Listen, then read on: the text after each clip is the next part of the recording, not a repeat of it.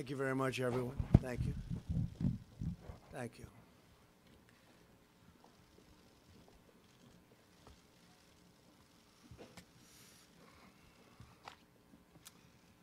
Beautiful day in the Rose Garden. Appreciate everybody being here. Today I'd like to provide an update to the American people on several decisive new actions we're taking in our very vigilant effort to combat and ultimately defeat the coronavirus. We've been working very hard on this. We've made tremendous progress. When you compare what we've done to other areas of the world, it's pretty incredible. A lot of that had to do with the early designation and the closing of the borders. And as you know, Europe was just designated as the hotspot right now, and we closed that border a while ago. So that was lucky, or through talent or through luck, call it whatever you want. But through a very collective action and shared sacrifice, national determination, we will overcome the threat of the virus. I also announced Wednesday night, following the advice of our medical professionals, who are doing a tremendous job, and we appreciate it very much, that we're suspending the entry of foreign nationals who have been to Europe in the last 14 days from entering the United States. Citizens, permanent residents, and our families, any of the families returning from Europe, will be subject to extra screening as well as self-isolation for a period of 14 days. As the World Health Organization confirmed today, many of the things that what we said were 100% correct, including our designation before them of Europe. Like our earlier very aggressive actions with China, this measure will save countless lives. I appreciate a number of the folks behind me, number of the people behind me said that that saved a lot of lives, that early designation. But it is only the beginning of what we're really doing, and now we're in a different phase. We had some very old and obsolete rules that we had to live with. It worked under certain circumstances, but not under mass circumstances. They were there for a long time. They were in place for a long time, and we're breaking them down now. And they're very usable for certain instances, but not for this. To unleash the full power of the federal government in this effort today, I am officially declaring a national emergency. Two very big words. The action I am taking will open up access to up to $50 billion of very important and a large amount of money for states and territories and localities in our shared fight against this disease. In furtherance of the order, I'm urging every state to set up emergency operation centers effective immediately. You're going to be hearing from some of the largest companies and greatest retailers and medical companies in the world. They're standing right behind me and inside of me. I'm also asking every hospital in this country to activate its emergency preparedness plan so that they can meet the needs of Americans everywhere. The hospitals are very engaged. New York and various other places are also very engaged. I just spoke with Governor Cuomo. We had a very good conversation, and we're working very strongly with many states, including New York. The emergency orders I'm issuing today will also confer broad new authority to the Secretary of Health and Human Services. The Secretary of HHS will be able to immediately waive provisions of applicable laws and regulations to give doctors, all hospitals, and healthcare providers maximum flexibility to respond to the virus and care for patients. This includes the following critical authorities: the ability to waive laws to enable telehealth, a fairly new and incredible thing that's happened in the not so distant past. I tell you, what they've done with telehealth is incredible. It gives remote doctors visits and hospital check-ins, the power to waive certain federal license requirements so that doctors from other states can provide services in states with the greatest need. Number two, the ability to waive requirements that critical access hospitals limit the number of beds to 25 and the length of stay to 96 hours. The ability to waive the requirements of a 3-day hospital stay prior to admission to a nursing home, big thing. The authority to waive the rules to hinder hospitals' ability to bring additional physicians on board or obtain needed office space. They can do as they want. They can do what they have to do. They know what they have to do. Now they don't have any problem getting it done. The authority to waive rules that severely restrict where hospitals can care for patients within the hospital itself, ensuring that the emergency capacity can be quickly established. We'll remove or eliminate every obstacle necessary to deliver our people the care that they need and that they're entitled to. No resource will be spared, nothing whatsoever. 10 days ago, I brought together the CEOs of commercial labs at the White House and directed them to immediately begin working on a solution to dramatically increase the availability of tests. Other countries have called us and worked with us, and they're doing similar things or will be doing similar things. As a result of that action today, we're announcing a new partnership with private sector to vastly increase and accelerate our capacity to test for the coronavirus. We want to make sure that those who need a test can get a test very safely, quickly, and conveniently, but we don't want people to take a test if we feel that they shouldn't be doing it. And we don't want everyone running out and taking, only if you have certain symptoms.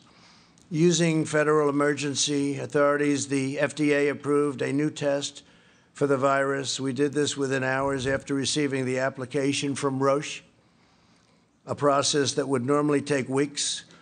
We therefore expect up to 500,000 additional tests will be available early next week. We'll be announcing locations probably on Sunday night.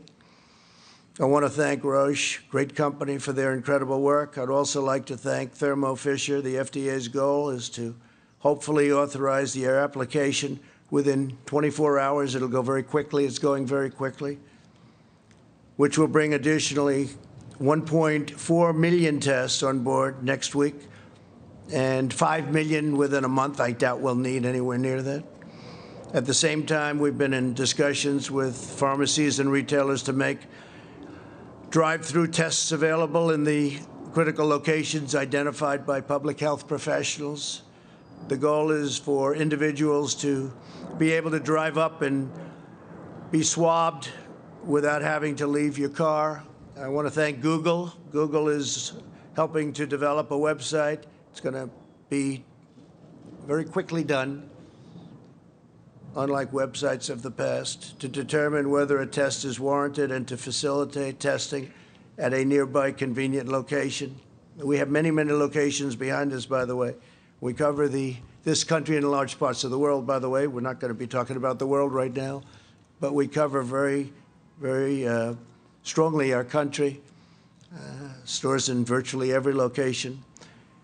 Google has 1,700 engineers working on this right now. They've made tremendous progress. Our overriding goal is to stop the spread of the virus and to help all Americans who have been impacted by this. Again, we don't want everybody taking this test. It's totally unnecessary. And this will pass. This will pass through, and we're going to be even stronger for it. We've learned a lot. Tremendous amount has been learned. I want to thank Deborah Birx, and I want to ask her maybe to come up and say a few words as to what's happening. Dr. Birx is a highly respected person I've gotten to know very well over the last 6 days.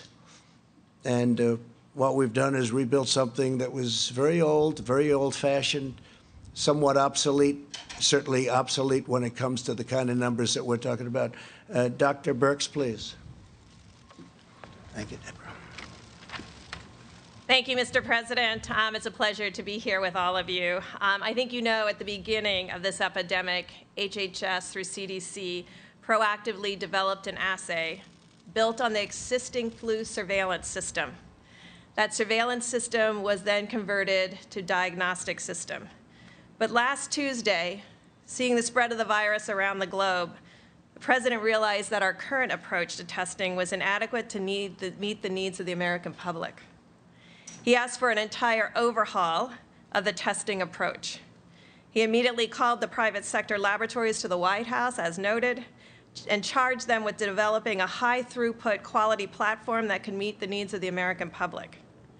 We are grateful to LabCorp and Quest for taking up the charge immediately after the meeting, and within 72 hours, bringing additional testing access, particularly to the outbreak areas of Washington State and California, and now across the country. We are also very grateful to the universities and large hospital systems that took up the charge to develop their own quality tests, made available by new FDA guidance. This has resulted in expanded testing across New York, California, Washington, Colorado, and you see sometimes those drive-through options that have been made available through these high-throughput options. Following the meeting last week, major commercial laboratory equipment and diagnostic companies took immediate action to adopt and develop new testing systems. Last night, the initial company, Roche, received FDA approval, moving from request to development to approval in record time. This innovative approach centered fully on unleashing the power of the private sector, focusing on providing convenient testing to hundreds of thousands of Americans within short turnaround times. In less than 2 weeks together, we have developed a solution that we believe will meet the future testing needs of Americans.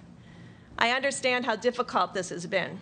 I was part of the HIV/AIDS response in the 80s. We knew from first finding cases in 1981, it took us to almost 1985 to have a test. It took us another 11 years to have effective therapy. It is because of the lessons learned from that we were able to mobilize and bring those individuals that were key to the HIV response to this response. And I understand that a lot of this behind-the-scenes action over the last couple of weeks was invisible to the press and the American people. But this intense effort has not only resulted in innovative solutions, but an automated, high-throughput system bringing the availability of these quality coronavirus testing to the American people at unprecedented speed. Finally, I want you to know in South Korea, they did have a large number of tests available over the last several weeks. Their positivity rate is between 3% and 4%. With LabCorp and Quest expanded testing, their positivity rate is between 1% and 2%. So we want to also announce this new approach to testing, which will start in the screening website up here, facilitated by Google, where clients and patients and people of interest can go, fill out a screening questionnaire, move down for symptoms or risk factors, yes. They would move down this and be told where the drive-through options would be for them to receive this test. The labs will then move to the high-throughput automated machines to be able to provide results in 24 to 36 hours. That is the intent of this approach. We have seen it work just in our own United States, and we want to bring this across the continent. Thank you very much. Thank you very much, Great. I'd like to maybe have Tony, do you want to come up? You've become I think everybody out here knows you pretty well, but Tony has been doing a tremendous job working long hours, and you've seen a lot happen, but this has been, it's been a great experience, and working with you has been terrific. Tony, please. Thank you very much, Mr. President. This is an example of, another example of what I've been referring to in my discussions with many of you in the audience as a proactive, leaning forward, aggressive, trying to stay ahead of the curve. And what you're seeing now with this order is that we're going to be able to remove the constraints so that people at the state, the local level, the individual physician, all the way up through the federal government will have as many constraints as possible removed for them to do everything they possibly can so that we can implement the things that we've been talking about. The containment, the mitigation, so that, as I've said many times, that curve that I refer to that goes up, we don't want to have that curve. We want to suppress it down to that small mound. And I think what we've done today is something that is going to be a very important element in having us be successful in doing that. We still have a long way to go. There will be many more cases, but we'll take care of that. And ultimately, as the President said, this will end. But what's going on here today is going to help it to end sooner than it would have. Thank you. Thank you very much, Tony. If I could, some of these folks we know, they're celebrities in their own right. They're the biggest business people, the greatest retailers anywhere in the world, and one of them is Doug McMillan from Walmart. And I'd like to have Doug, if you would, say a few words, wherever you may be. Good, Doug, please. When we got the call yesterday from the White House, we were eager to do our part to help serve the country. And given what we're facing, that's certainly important to do. We should all be doing that. So we've been asked to make portions of our parking lot available in select locations in the beginning and scaling over time as supply increases so that people can experience the drive-through experience that the President described. We'll stay involved and do everything we can from a supply chain point of view to be of assistance. Thank you, sir. Thank you very much, Doug. Appreciate it very much. I'll just stay right over here. And Richard, if you could come up, please. Richard, please. Walgreens, thank you. Yeah. Thank you, Mr. President. And similar to Doug and Walmart, we're happy to stand in here and help in communities all across America, because a lot of times when we have natural disasters, our stores are a beacon in the community, and this situation is no different. So we look forward to partnering with the CDC, the administration, HHS, and the task force, and specifically to the Vice President's doing such a fantastic job. We're ready to engage and help. Thank you. Thank you very much. Great job. Thank you very much. Brian Cornell, Target. Thank you, Brian. Thank you, please.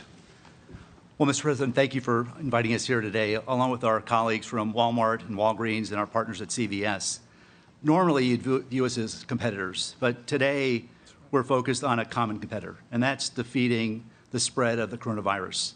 And we look forward to working with the administration to do our fair share to alleviate this growing threat. So thank you for including us today. In the near term, we're all committed to making sure we're keeping our stores open to serve the American consumer who's rapidly stocking up on household essentials, key food and beverage items that they need during this time, making sure we run safe stores and create an environment that's safe for our team members, making sure that they feel supported during this very critical time. So thank you for including us. Thank you very much. Great job. Great job. Is Tom here? Tom Poland? Tom Poland, please.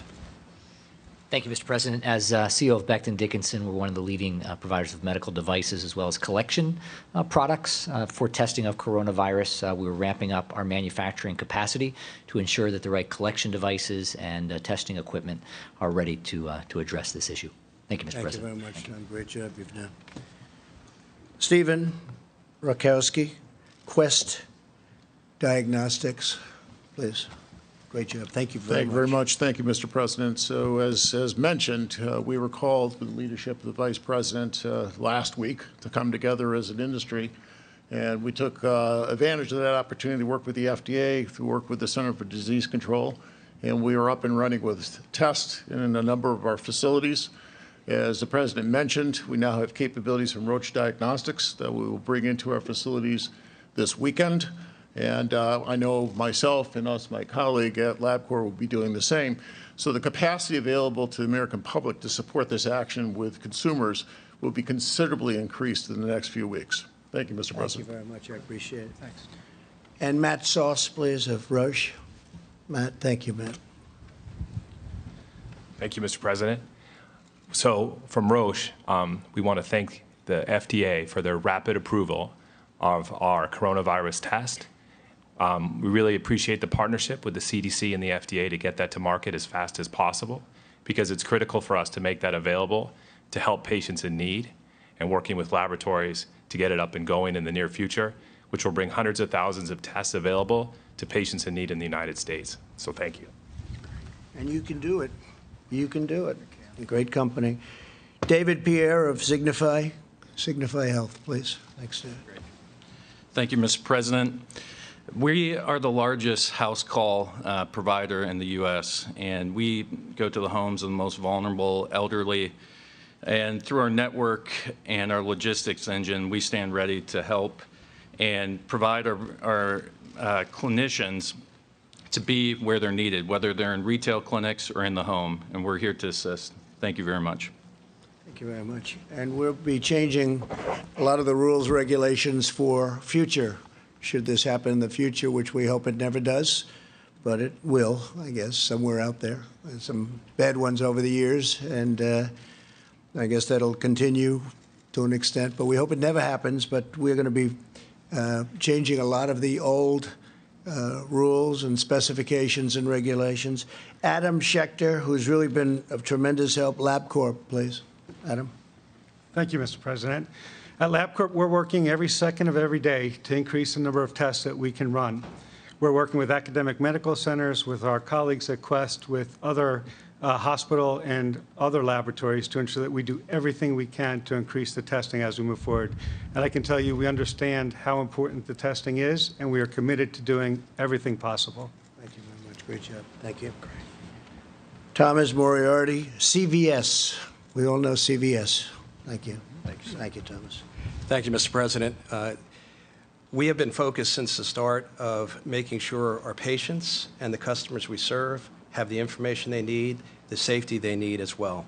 We are committed to working with the administration and local public health officials to make this work as well. And thank you, sir, for the honor. Thank you very much. Thank you. Thanks. Great job. And Bruce Greenstein, LHC Group, tremendously talented people. Thank you very much. Mr. President, thank you for the honor of being here. And the home health industry has been treating patients and seniors in the safety and comfort of their own home for decades. We're very proud to be part of the equation for testing in their own home. For Americans that can't get to a test site or live in rural areas far away from a retail establishment, we're here to help and to partner with our hospitals and physicians, as well as the people we have here today that will be doing testing around the country. Thank you. Thank you very much. Fantastic. Oh, we'll practice that. Okay, I like that. That's good. We're also announcing the following emergency executive actions today. To help our students and their families, I've waived interest on all student loans held by federal government agencies, and that will be until further notice. That's a big thing for a lot of students that are left in the middle right now. Many of those schools have been closed. Based on the price of oil, I've also instructed the Secretary of Energy to purchase, at a very good price, large quantities of crude oil for storage in the U.S. Strategic Reserve.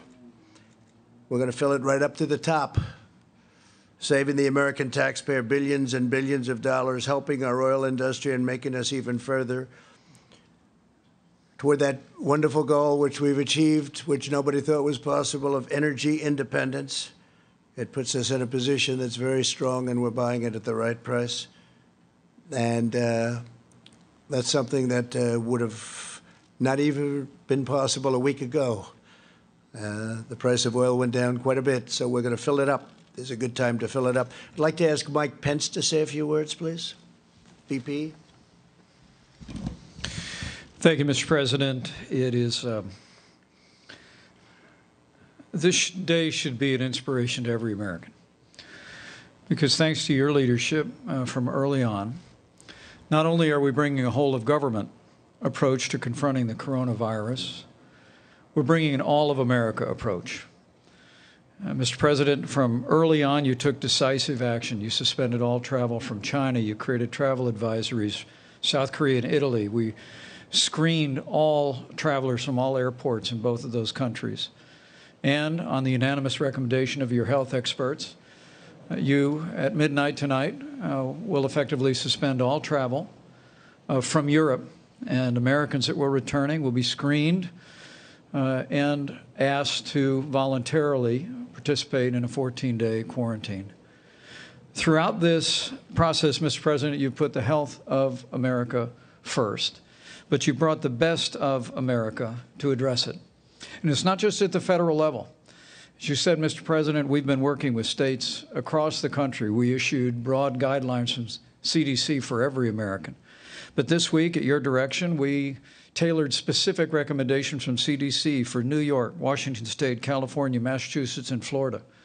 And we've been in continuous contact, as you said, with governors around the country. And Mr. President, you have forged a seamless partnership with every state and every territory in this country to put the health of our nation first. But today, I trust that people around the country that are looking on at this extraordinary public and private partnership to address the issue of testing with particular inspiration. After you tapped me to lead the White House Corona Task Force, Mr. President, you said, this is all hands on deck. And you directed us to immediately reach out to the American business sector, commercial labs, to meet what we knew then would be the need for testing across the spectrum. And today, with this historic public-private partnership, we have laid the foundation to meet that need. For Americans looking on, by this Sunday evening, we'll be able to give specific guidance on when the website will be available. You can go to the website, as the President said. You'll type in your symptoms and be given direction whether or not a test is indicated. And then at the same website, you'll be directed to one of these incredible companies that are going to give a little bit of their parking lot so that people can come by and do a drive-by test. And Mr. President, I want to join you in thanking Walmart and CVS and Target and Walgreens. These are companies that are synonymous with communities large and small, where people come together, and now they're going to come together to meet the needs of the American public.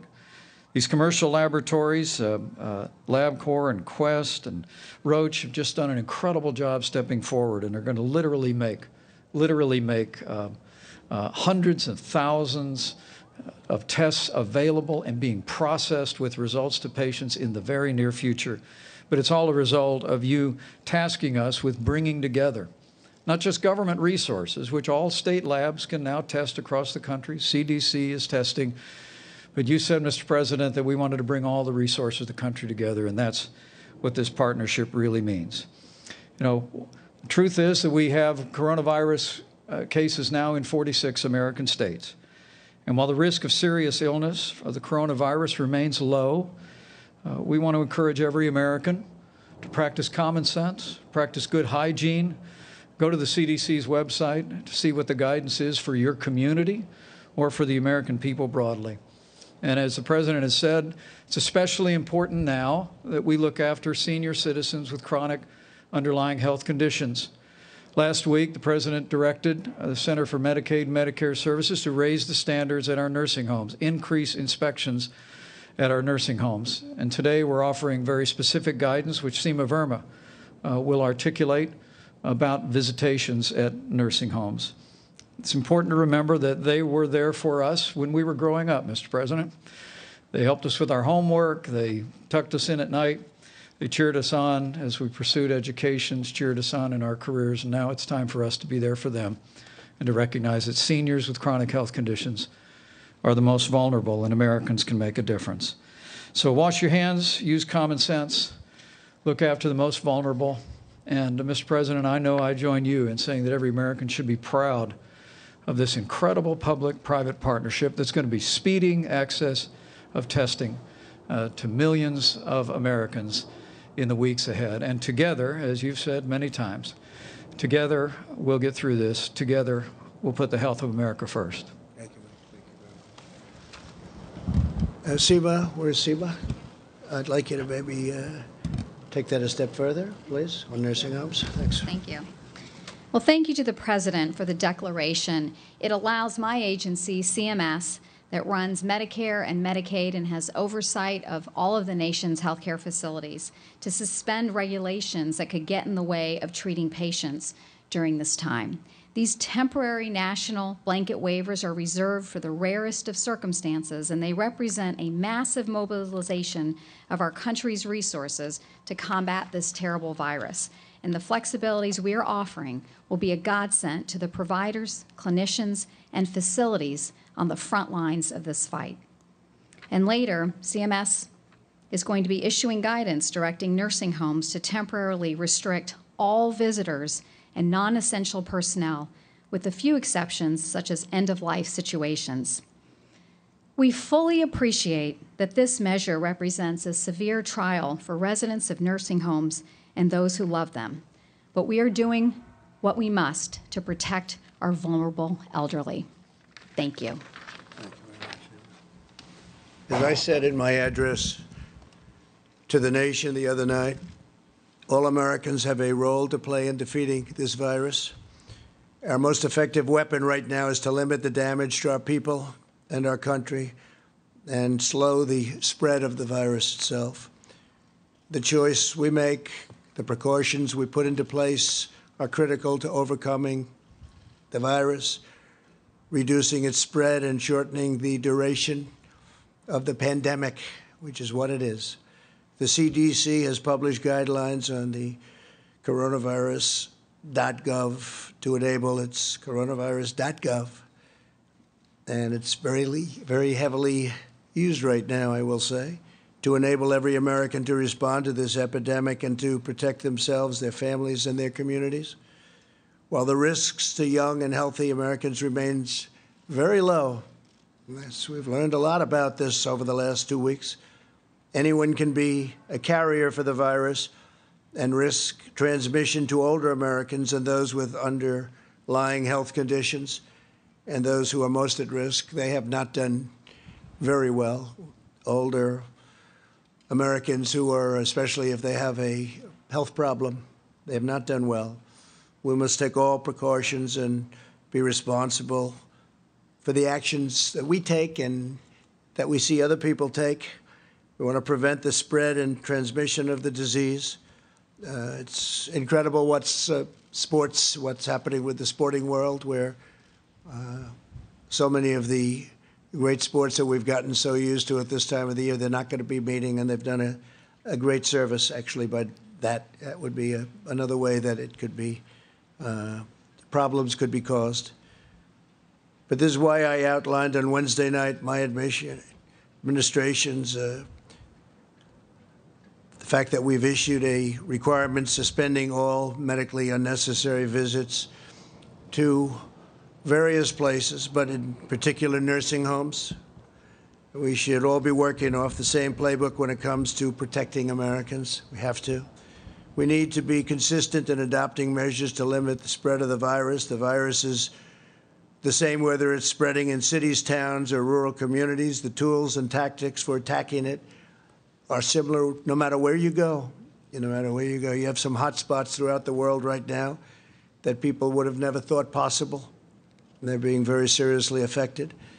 Key among these efforts are breaking chains of transmission between people. These measures have been adopted by many companies, universities, and schools. And we want to protect the safety and the health of their employees and their students. I encourage everyone to follow the guidelines we've issued by CDC and these common sense measures. A lot of it's common sense. For the areas where the virus is spreading, the CDC is advising communities to postpone large gatherings, postpone assemblies, social functions, and sporting events, stagger recess and lunch for schools that aren't canceled, limit in-person meetings, increase scheduled cleanings, and cancel work-sponsored travel, among numerous other steps that can be taken. Americans are the strongest and most resilient people on earth, and in the coming weeks, we will all have to make changes and sacrifices, but these short-term sacrifices will produce long-term gain. And again, I've said we're learning a lot for the future, and future problems like this, or worse, it could get worse. The next 8 weeks are critical. We can learn, and we will turn a corner on this virus. Some of the doctors say it will wash through, it will flow through, in interesting terms, and very accurate. I think you're going to find in a number of weeks it's going to be a very accurate term. In times of hardship, the true character of America always shines through. We live in the company of the greatest heroes and the most inspiring citizens anywhere in the world. We want to take care of our people. We want to draw on the strength of our history, draw on the strength of our people, and we will get through this all together. We will just get through it. So much progress has already been made. And frankly, the numbers, because of steps that have been taken, are at a level that a lot of people are surprised, especially when you compare them with other places with far smaller populations. The spirit and the will of our nation is unbreakable. We will defeat this threat. When America is tested, America rises to the occasion. And to those families and citizens who are worried and concerned for themselves and their loved ones, I want you to know that Your federal government will unleash every authority, resource, and tool at its disposal to safeguard the lives and health of our people. So we're with you every step of the way. No nation is more prepared or more equipped to face down this crisis. As you know, we are rated #1 in the world. We're also helping other nations. Many other nations, we're helping them a lot. And they're doing okay in some cases. In some cases, they're not doing well at all. But we're working with a lot of groups of people and a lot of other nations. With faith and heart and hope and love and determination, we will succeed, we will prevail, we will be very, very successful, and we'll learn for the future. Thank you all very much. If you have any questions, we can take some. Go ahead, John, please. And if you'd like to ask some of the folks up here, would be fine, please. Sure. Mr. President, where are you with the House bill? Yesterday we talked to you in the Oval Office. You were opposed to it. What has happened since then, and what's the holdup on that? Well, we just don't think they're giving enough. We don't think the Democrats are giving enough. We're negotiating. We thought we had something, but all of a sudden they didn't agree to certain things that they agreed to. So we could have something, but we don't think they're giving enough. They're not doing what's right for the country. And if I could ask Dr. Fauci? Go ahead, please. Thank you, Mr. President. You just mentioned waiving interest for student loans. Yeah. You talked about buying oil from the SPR or adding to the SPR. What other specific targeted measures is your administration thinking about taking? The Treasury Secretary, Steve Mnuchin, said today that you're just in the second inning of things that you might be undergoing. That's true. And we are looking at many different things, as you know. You know some of them. They've been written about very widely. But we're going to be releasing a paper in about 2 hours stating quite a few other steps. Very important ones. Please, go ahead. What, sir, if you wouldn't mind? Please, go ahead. Thank you so much, Mr. President. I want to know if you are in contact with the Brazilian President Bolsonaro after a member of his delegation who was with you Saturday was tested positive. And also, I want to ask another question, if you let me. Senators Lindsey Graham and also Senator Rick Scott are self-isolating. Are you planning to take any kind of precautionary measure to protect you and also your staff who was there with him? We have no symptoms whatsoever. And we had a great meeting with the president of Brazil, Bolsonaro, great guy, very tremendous. He's doing a fantastic job for Brazil. And as you know, he tested negative, meaning nothing wrong this morning, and we got that word too. Because we did have dinner with him. We were sitting next to each other for a long period of time. But are you in contact with him over the coronavirus crisis? We're talking about it country to country, but we did discuss if he had a problem. It was reported that he may have it, and he doesn't, fortunately. So much, Mr. President. Dr. Fauci said earlier this week that the lag in testing was, in fact, a failing. Do you take responsibility for that? And when can you guarantee that every single American who needs a test will be able to have a test? What's the date of that? Yeah, no, I don't take responsibility at all because we were given a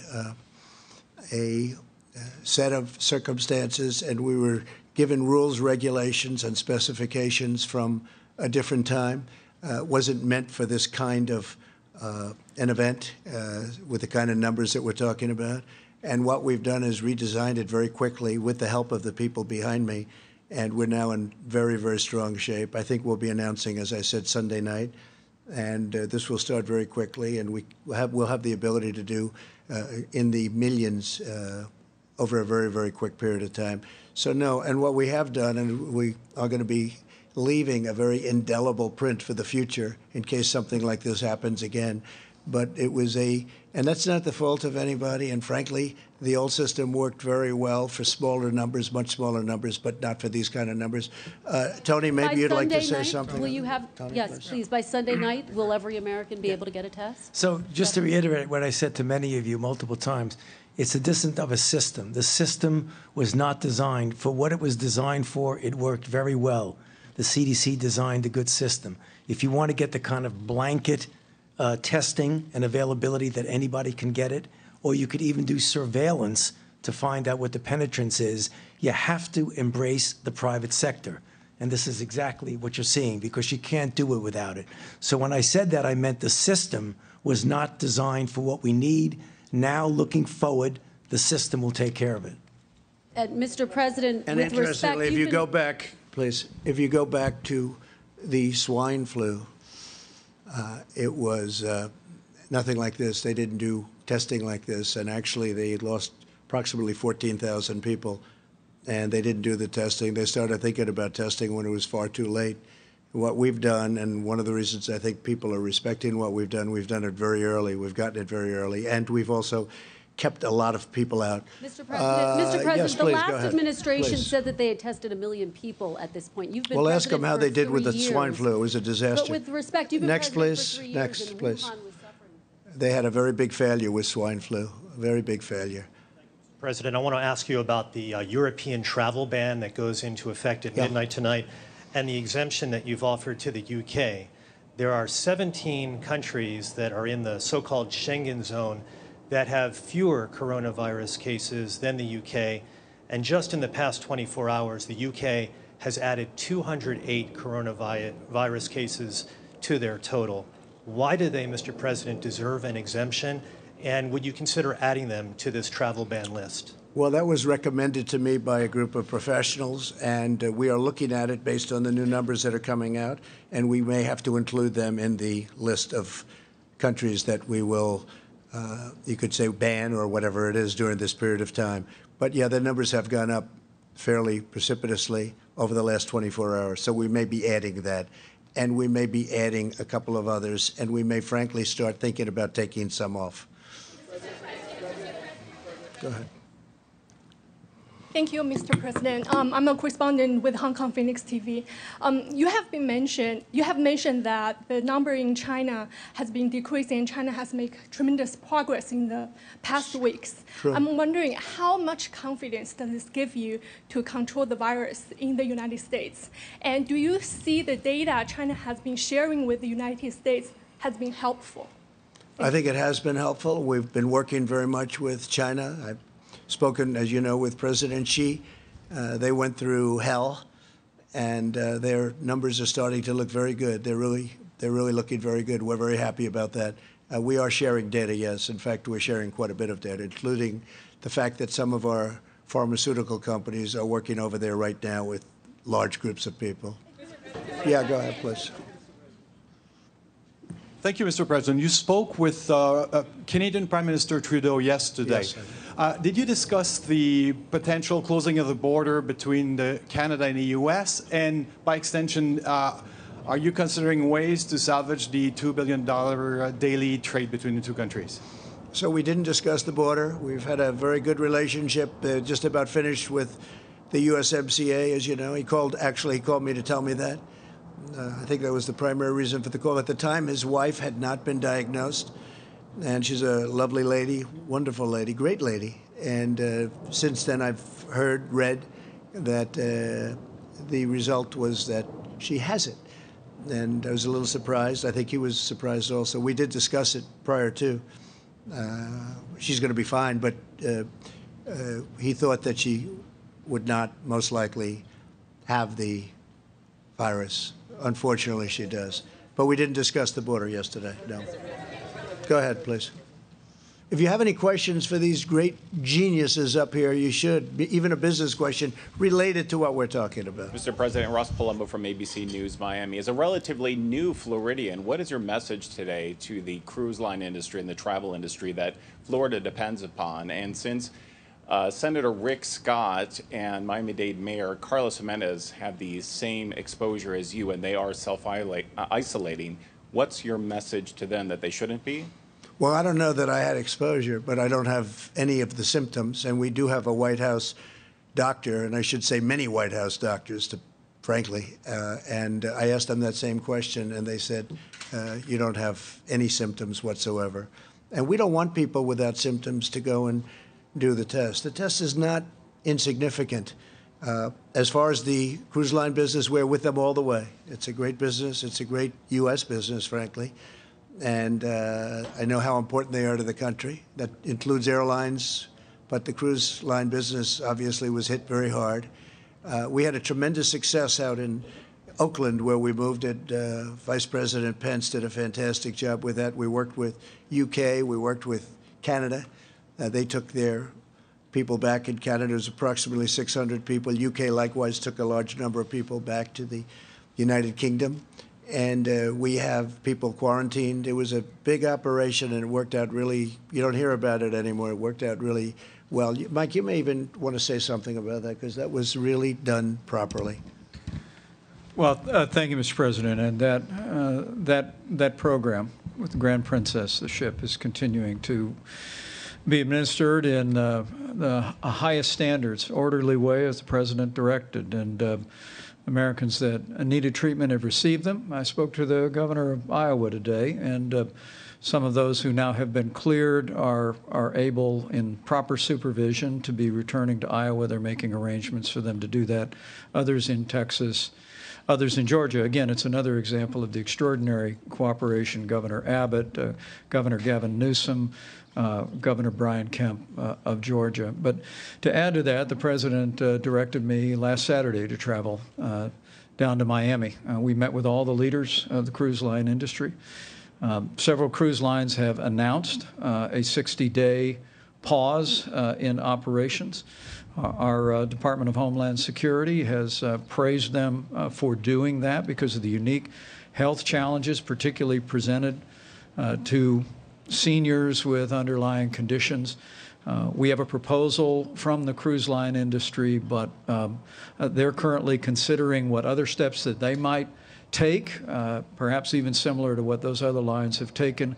We're anticipating some response on that in the next 24 hours. But as the President said, the American people cherish our cruise line industry, men and women who work on the ships, men and women who work on the shore, all the economies that are so benefited by a vibrant cruise line industry. And what the President's directed us to do is whether there is a pause in the moment, as some cruise lines are doing, and as we all continue to discuss, we want to work with the cruise line industry to ensure that when we come through this, that cruise lines and the medical services that are available and for the passengers and all of the crew, that cruise lines are safer than ever before and can prosper for many years to come. Go ahead, please. This question is for Doctors Fauci and Birx. Dr. Fauci, based on what you currently know, what is the trajectory for when this outbreak will peak? How long will the American people have to remain on this emergency footing? And for Dr. Birx, as the administration tries to get its arms around this test kit shortage issue, the next glaring need could be respirators and related hospital equipment. So what is the administration doing right now to ramp up production of respirators and that kind of equipment should this outbreak persist? So when you have an outbreak like this, particularly if you're trying to interfere with it, it's really impossible to predict the time element of when it's going to peak and when it's naturally going to go down.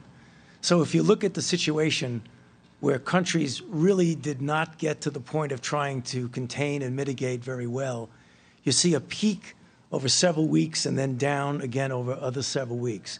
What we're trying to do with the efforts that we're doing is to blunt that peak. And I mentioned it many times, and I think it's important and appropriate for me to mention it again because it answers your question. When you talk about preventing infections from without in, which is the kind of travel restrictions we're talking about, then how do you handle what you already have in your country?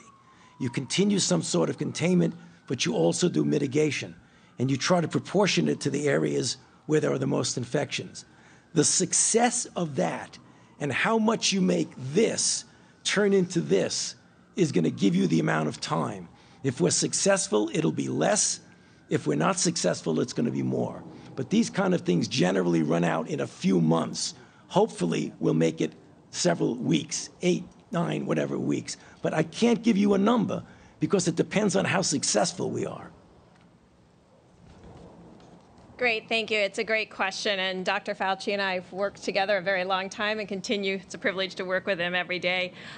So I think you can learn and I appreciate there were some graphics done by some of the reporting over the last several days. If you align the data from China with the data with South Korea, you can start to see almost a complete overlay of that data. And so that's what we're tracking very closely, as well as Italy. But you have an excellent question. I just want to make one note. In South Korea, I want to repeat, only 4% of the tests were positive. That means 96% of the people had a different respiratory disease, because we're in the middle of flu season, cold season, and all of the other respiratory diseases that we get every day. In LabCorp and Quest early data, they're running about 1 to 2% positive. That means that we have a lot more other respiratory disease out there besides the coronavirus, and that's why the screening is critical. But even with the screening, we're going to run what we think are very low rates. Needless to say, though, we're taking it extraordinarily seriously to plan for what could come. Not what Dr. Fauci talked about, blunting the curve. That makes it much less high need at that peak of the curve that we're all planning for. So we're in full inventory of all of our assets by the president unlocking and this emergency order and the Secretary of HHS's ability. It unlocks all of those stockpiles, those needs, what the VA has, what the DOD has, what the National Guard has, and what every hospital has. And the hospital emergency preparedness plan allows them to defer elective issues to keep those hospital beds open for those who might need it. So we're in full planning mode for each of those things. And I might add that we are in the process, and in some cases have already done it, ordered a large number of respirators just in case. We hope we don't need them, but we've ordered a large number. Yeah, go ahead, please. Thank you very much, Mr. President. In your speech to the nation, you mentioned the situation in China and South Korea have improved, and you're thinking about remove the restrictions, also the warning in place right now. When can we expect that announcement, and how do you see the overall progress that Asian countries made? Well, some are making progress, some are not, as you know, but some are making progress. And as they make progress, as they get down to the number that we all think is right, that they know is right, we know is right, we'll be opening it up. And some are really moving along rapidly. We hope to be able to open things up as quickly as possible. Go ahead, please. Go ahead. Mr. President, I'd like to ask Secretary Azar and Dr. Fauci just how Dr. Fauci, okay? Right, better, all right. better. Not 100%, but 90%. Right. Go ahead. This affects the elderly primarily, and in that sense, it's an unusual disease. Is any specific research being done as to why it affects our senior citizens more than others? So I don't mean to diminish your question, but we already know why it would affect senior citizens more. Because when you talk about anything that requires a robust immune system, as you get older, your immune system is not as potent as it is when you were young. And that's the reason why when you talk about even influenza, which we have extraordinary experience with over decades and decades, the people who are very vulnerable are the elderly and those with underlying conditions. The same thing holds true for a variety of other disease. Why cancer is more prevalent in mostly in older individuals, because the immune system that screens for it is less robust. So it really is something that is kind of well known over a lot of studies. Okay. OAN, please. OAN. Mr. President, the Chinese officials are expressing some tones of discontent with how where the source of this virus has come from, and they're spinning some odd narratives. What are your response to the Chinese officials who are doing that?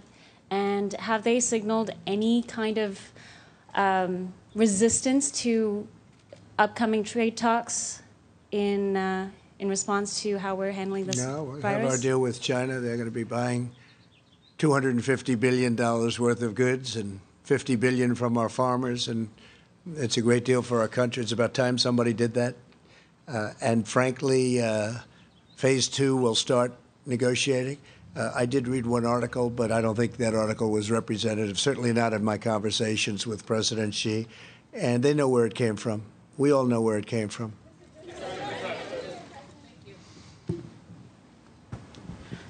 Thank you, Mr. President. Yamiche Alcindor from PBS Yes. NewsHour. My first question is, you said that you don't take responsibility, but you did disband the White House Pandemic Office, and the officials that were working in that office left this administration abruptly. So what responsibility do you take to that? And the officials that worked in that office said that the White House lost valuable time because that office wasn't disbanded. What do you make of that? Well, I just think it's a nasty question, because what we've done is, and Tony has said numerous times that we've saved thousands of lives because of the quick closing. And when you say me, I didn't do it. We have a group of people. I could ask perhaps my administration, but I could perhaps ask Tony about that, because I don't know anything about it. I mean, you say we did that. I don't know anything about it. You don't know about the reorganization that happened at the National Security It's the administration. Council. Perhaps they do that. You know, people let people go. You used to be with a different newspaper than you are now. You know, things like that happen. But this was Please go ahead. We're doing a great job. Let me tell you, these professionals behind me and these great, incredible doctors and business people, the best in the world, and I can say that, whether it's retailers or labs or anything you want to say, these are the best in the world. We're doing a great job. We have 40 people right now, 40. Compare that with other countries that have many, many times that amount. And one of the reasons we have 40 and others have, and again, that number's going up, just so you understand. And a number of cases, which are very small, relatively speaking, it's going up. But we've done a great job because we acted quickly, we acted early. And there's nothing we could have done that was better than closing our borders to highly infected areas. Please go ahead. Thank you, Mr. President. Vanessa Yaklich for NTN24 for all Latin American countries, Yes, sure. and also for Spain, La Razón and Antena 3. I would like to ask you two very brief questions. One, for how long we're going to have the emergency, the national emergency? I hope not long, but it's there now, and it gives tremendous powers for things that we need. Tremendous power, actually. And the Stafford Act and various other things that we're involved with and have studied and memorized in so many different ways and forms, it gives the kind of power that we need to get rid of this virus. And we're going to do it very quickly. And I hope we won't need it very long, but whatever it takes. So for now, we still don't know for how long. And something very important I wanted to ask you is, like, how do you really think it's essential coordinating with other countries and learning from their lessons that they already suffer the same situation? Yeah. Countries, of course, like China and South Korea, but now recently Sure. Italy and Spain. Well, and Italy's how is that coordination done? Thank you so much, Mr. We're in touch with Italy, and you know, it's a country that we love. We have tremendous millions and millions of people, origins from Italy, and we're working with them. They're in they're in probably, relatively speaking, the toughest position of all. We're in touch with everybody. We're in touch with, when I say everybody, we're in touch with many of the countries that you know about, that you're writing about, and they're calling us asking for advice. They're asking for the advice of the people behind me. Italy's got a tough situation, but they're really they have really clamped down, and I think they're going to see some very good results. It's tough what they did. They really took their medicine, but they're going to see some much better results. Yeah, Jeff? Thank you, sir. With regard to domestic travel, should Americans feel safe, or should Americans at all be traveling to states such as Washington State, New York, and other hot spots within this country? And a follow-up on Brazil. You're asking people who come back from Europe, Americans who are coming back from Europe, to self-quarantine for a couple weeks. You were in a picture with somebody who now has coronavirus from Brazil at Mar-a-Lago. How is that different? Well, I'll tell you, first of all, I'm not coming back from someplace. But you were exposed. There was somebody that they say has it. I have no idea who he is, but I take pictures, and it lasts for literally seconds. I don't know the gentleman that we're talking about. I have no idea who he is. I haven't seen the picture. I said there's a picture of somebody, but I take sometimes hundreds of pictures a day. And that night I was taking hundreds of pictures, so I just don't know. Now, I did sit with the president for probably 2 hours, but he's tested negative, so that's good. It's just a matter Please of... go ahead. And the domestic travel, sir? Go ahead, please. I would say if you stay home, it's not bad. It's not bad. Now, there are certain parts of the country that are essentially have zero problem. Washington's been very tough, in particular a nursing home. But Washington, the state of Washington, has been very tough. It's been a big percentage of, when you talk about the 40 deaths, it's been a big percentage of the deaths, as you know very well. And they all came from a certain area, unfortunately. Please, go ahead. Go ahead. Okay. Thank you very much, Yes. Mr. President. Cordelia Lynch, Sky News. You talked this week about the UK doing a good job in tackling coronavirus. In light of the rise in cases, are you changing your mind about that? You also just spoke about possible travel restrictions. Have you discussed when they might be put in place? Well, in light of the results, as we discussed before, in light of the results, we're going to be looking at it. And I know the task force is looking at it very strongly. Vice President, everybody. It was looking good, but the results have been building up pretty rapidly. So we'll be taking another look at that. Yes, absolutely. Go ahead, please. Mr. President, thank you. I want to first follow up on Jeff's question, because the person you were standing next to, whether you know who he is or not, tested positive for coronavirus. Dr. Fauci said this morning, if you stand next to somebody who tested positive, you should self-isolate and get a test. You say your White House doctor is telling you something different. Who should Americans listen to? And my second question I think they is, have to listen to their doctors. And I think they shouldn't be jumping to get the test unless it's necessary. But I think they have to listen to their doctors. And I mean, I don't know. I haven't seen the picture. Somebody said there's a picture with somebody taking a picture with me, but I haven't seen it. well, doctors have but said I you can might tell have it even if you don't have symptoms. Are Well- you being selfish by not getting tested and potentially Well, I exposing? didn't say I wasn't going to be tested. Are you going to be? Most likely, yeah. Most When do likely. you think Not for that'll that happen? reason, but because I think I will do it anyway. Will you let us know fairly the soon. results? We're working on that. We're working out a schedule. My second question, Mr. You go President, ahead, that was please. a follow-up. Go ahead. Yeah. I know there's been a lot of talk about testing. I just want to make sure we're clear, though, because we've been hearing from doctors who say, as of today, they still can't get patients tested who need a test. So as of today, can everyone who a doctor wants to have tested get tested? And if not, when? Well, When that's will been true doctors for a have to- while, but I'll let Mike. Why don't you answer that, Mike, please? Well, as the President said, and Dr. Fauci has articulated, the nature of our current system where the CDC has samples sent and tests are performed, or state labs perform tests, or in some cases university and hospital labs perform tests, is generally adequate for an infectious disease or for people getting a diagnostic work done. But given the sheer scale of this, the President tasked us with bringing together this extraordinary public and private partnership.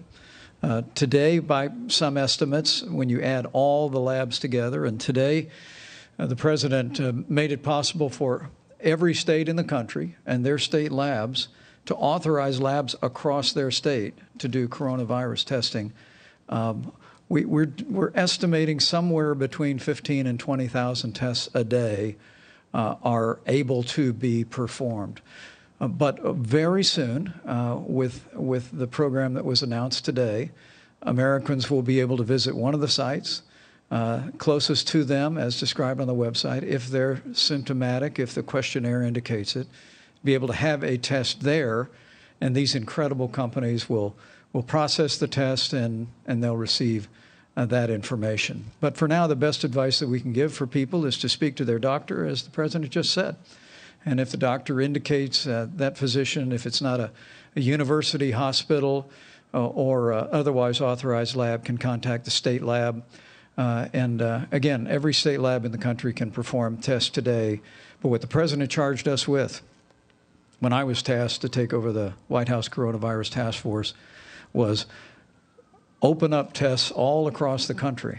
The President said a few days ago that we made it clear that any American that wanted to get a test would be able clinically to get a test. Because I literally heard from the governor of Washington State who said the doctors in Washington State were saying that if you were only mildly symptomatic, they would not order a test. And fortunately, the President directed CDC to clarify that. Now, anyone in consultation with their physician, regardless of their symptoms, can request a test, and their doctors will contact those agencies, those labs in their state. But very soon, Americans will be able to go to these drive-in sites and be able to obtain and participate in a test. Dr. Birx, is there more to amplify that? No, I think that's perfectly said. I think just to review once more time about the testing, with LabCorp and Quest, I think many of you have been to doctor's office and seen the little boxes outside. What they do is they deliver both the specimen collection piece, because remember, it's a nasal swab. It's not a tube of blood. So they've delivered that to doctors' offices and hospitals, and then they will arrange to pick that up. The important piece in this all is they've gone from a machine that may have a lower throughput to the potential to have automated extraction. I know you don't want all these details, but it's really key for the laboratory people. It's an automated extraction of the RNA that then runs in an automated way on the machine with no one touching it, and the result comes out at the other end. So sample to machine to results. That cuts out a lot of the manual pieces that were happening that were delaying the test results. And so with that, what's the timeline like from when you're tested to when you get results? Like next week, what should people expect? Well, with the prior testing, it was taking several days because the test is slower. We believe with this test, because of its throughput, that the testing can be from start, remember it has to transport, to the laboratory that will run it. And then we're hoping that all can be finished within 24 hours, which is very similar to other tests that you received today. These are not point-of-care tests. We are working on point-of-care tests, but we have to realize point-of-care tests take 6 months or more to develop. So we're not waiting for those. We're still diagnosing this on nucleic acid. So it's an antibody. This is actually the antigen, the actual virus in your nose that we're amplifying. I think you have to remember, though, we're working very closely with states, and so you have a smaller form and more targeted form of government going in and doing it, like in New York, where the relationship is very good, like Gavin Newsom, where he made some very complimentary, that's California, he made some really complimentary comments the other day about how we're working together. We worked on the ship together, but we worked on a lot of other things together having to do with this. And we're really, the relationship that we have, I can't think of a bad relationship.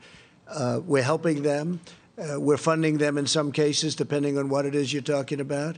And we're all working together very closely. So we've done really, I think, a tremendous job of teamwork with the different states. All right, one or two more. And if you have questions for these folks, does anybody have a question for the folks up here? Who has a question up here? You have? Okay, go ahead. If you have a question, go ahead. Thank you. I have one for you as well. I thought. I know no, but I do have one for them because I haven't heard this yet. I was waiting for that. Go ahead. Because I haven't heard this yet. Ask them first, please. Yes, I will. Okay, with regards to the CEOs, can you please tell us when you expect to see items like hand sanitizer that have been going out of stock very quickly back on the shelves? There have been a lot of reports about that. And for you, Mr. President, could you talk about a potential bailout for the cruise industry? You had suggested that could happen. Is that something you're still looking at, and how much would that be? Well, I didn't suggest that it could happen, but I can tell you it's an industry that was very badly impacted by what's going on with the virus. And it's a great industry. It's a very important industry, and we will be helping them, and we will be helping the airline industry if we have to, assuming we have to. So far, people haven't been asking. But if they should be asking, we want to make sure our airline is very strong. And then one day, all of a sudden, wasn't looking so good. Interestingly, I was talking to Doug, and the numbers they're doing from the retailing standpoint, I guess because of this, your business is like the opposite. All of you you've been selling a lot of stuff. Do you want to answer the question as to the hand sanitizers? Sure. Yeah, specifically, the areas where we're seeing pressure in the supply chain are surface cleaners, cleaning supplies, paper goods in particular. Hand sanitizer is going to be very difficult to have 100% in stock on for some time. We're still replenishing it and shipping it, but as soon as it hits the stores, it's going. The same thing's true for the categories I just mentioned. So all the retailers will be working hand in hand with the suppliers to bring that to the market as fast as we can. What is your advice, though, for Americans who are seeking those items What is your advice? They're selling out online. They're selling out in the stores. I think this team has given you other examples of what people can do to fight back against this virus, and you should look at the entire list. Dr. Fauci, Please. speak to that. It'd be good. I mean, obviously, it sounds very simplistic, but wash your hands as often as you possibly can. And I know you're not always in a position to be able to wash your hands, but wash them as much as you can. If you don't have the alcohol wipes, try and get them. If you can't get them, just try as best as possible to do it. I mean, you got to do the best you can. Well, no, just general preparedness. You know, you want to wash your hands. You want to keep distance from people. And if you're around someone sick, keep away from them. This is basic public health. Now, these guys are selling a lot of toilet paper. I don't know. There seems to, Tony, do you need to give some guidance that toilet paper is not an effective protection against getting the coronavirus? They're selling out. But soap and water, hot water, soap, 20 seconds. That's how you do it. Okay, one more. Go ahead. Go ahead. No, over here, behind you. Behind you. Thank you very much, Mr. President. You have a great team, of course. That's true. My question is, Mr. President, are you happy from the Chinese response, what correctly really told you what really happened those days? And second, Prime Minister Modi or India have closed borders until April 15th, if you have spoken with the Prime Minister of India, and if they have needed any help. And finally, sir, any message for the small businesses, because they are losing some businesses because of this? Thank you, sir. Well, on small businesses, the Small Business Administration is now stacked with money to help them, and we're going to make the money readily available if they need it, small businesses. We had a great time in India. It was an incredible 2 days, and he's a great friend of mine, and he's a friend of his people, because he was greeted incredibly warmly, as was I, in that stadium. It was an incredible event, and I loved being with him, so just say hello to him. But we talked about everything. We talked about far more than just borders. And as far as President Xi, likewise, he's a friend of mine. I believe that we are dealing in good faith, that we just worked, as you know, and as I just said, we just worked an incredible deal, big deal, one of the biggest deals ever made of any kind, big even by the standards of some of the people here that deal with China. But I think that they want to get to the bottom of things also. We're working, our drug companies, our pharmaceutical companies are working very closely with China and with India, as you know, and with all over the world. And they're all over the world. These are magnificent companies that are very, very knowledgeable. And we're very lucky to have them, because I think you're going to come up with, whether it's therapeutic or whether it's just help in getting better, and then ultimately a vaccine, which takes a little bit longer because of the test periods and a couple of other reasons. You're going to have it very quickly because of the great knowledge, and they'll have it very quickly. They've made a tremendous amount of progress. Thank you all very much. We appreciate it. Thank you. Thank you very much. Very famous in India.